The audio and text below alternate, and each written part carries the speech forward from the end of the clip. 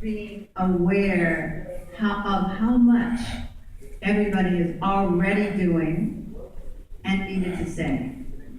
How many people, can we just see a show of hands, I can sort of see you, are already doing something in service to humanity or to their community? Thank you. I wanted to thank you, I can't thank you enough. Whatever that is, it does mean something. And I know there are nights when you are about to go to sleep, if you do, and when you wake up in the morning, when you doubt your contribution. Do not do that. Keep doing it. Wake up with the passion for changing those things that need to be changed in your way, in the skin you're in, with the life you have, surrounded by the people who care about you and that you care about. There was a woman who asked a really poignant question and no one has acknowledged it or addressed it. I don't know where she is now. She's over here a little bit. Okay, I see you. And I wanted you to know that you're seen. She asked a question about what do we do about the residuals of being socialized in such a violent and misogynist society. We just, again, truth. We live in a society that has all kinds of cultures, including a rape culture. And because we are already so marginalized, Chris Fanon talked about this. I don't even know if you know who he is anymore. Famous, unbelievable Martinican psychiatrist who talked about the oppressed. And one of the things that I've never forgotten is that he talked about how the oppressed on Saturday night, because they do not feel that they can combat their real enemy, they turn on one another. And in our family units, be honest with yourself. And at the same time, when you call up any memory or emotion, take care of yourself. In our family units, we do things unbelievable to the people who we feel are less powerful than us. As I said earlier, we bring to the movement whoever we are when we walk in the door. So what do we do in answer to somebody else's question about restorative justice? We form circles of healing. That's what restorative justice is all about. Where we talk about what happened. It's difficult to hear, it's difficult to say, but it needs to be said. And that was something else I learned through my practice of meditation. Now, whatever harm I have caused, I've been harmed, but I have certainly caused harm. And whatever that is, if I cannot apologize to the person because they're no longer on the planet, I can, from the bottom of my heart, give this most sincere apology.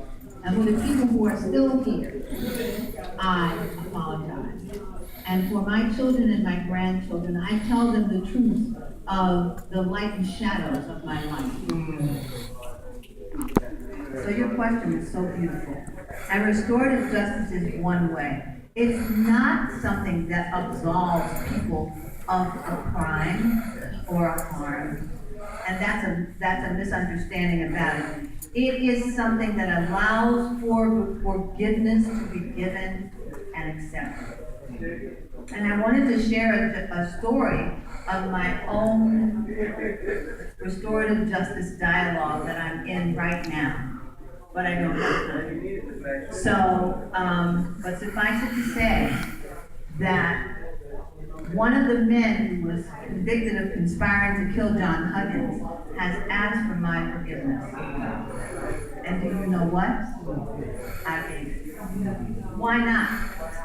Do I want forgiveness? Yes, I do.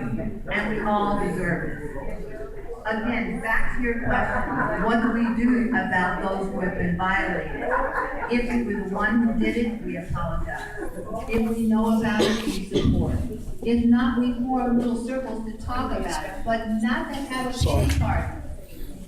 To empower, not to be victims, to be people who thrive, who rid our hearts of all of that, so that we can continue to serve, so that we don't grow old prematurely.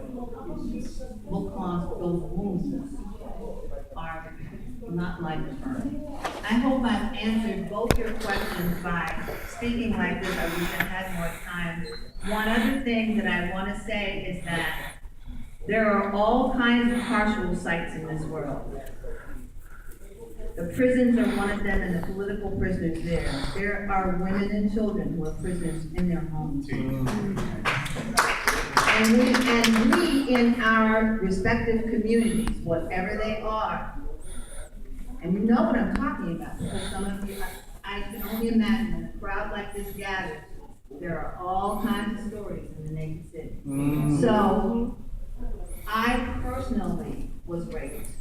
I personally know about the incest of children.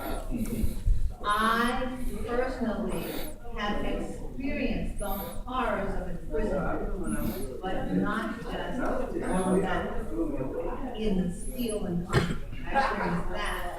But also, my father was a violent alcoholic. We had feeling into it. If we don't talk about it, it grows.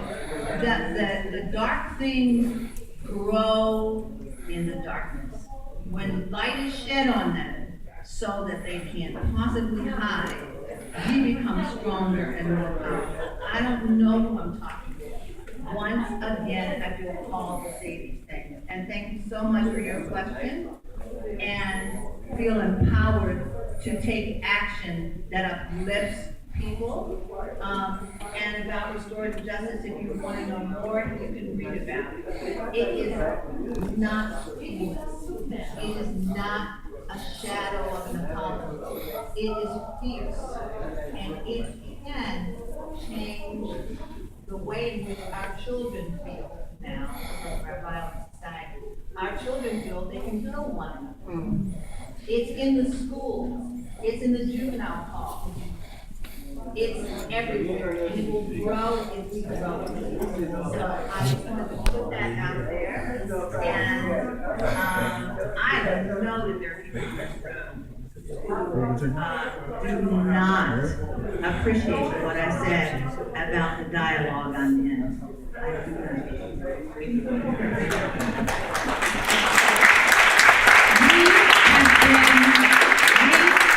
We have been holding grudges for 40, 50, 300 years. We've been holding grudges. Taking action without holding a grudge is a warrior's way.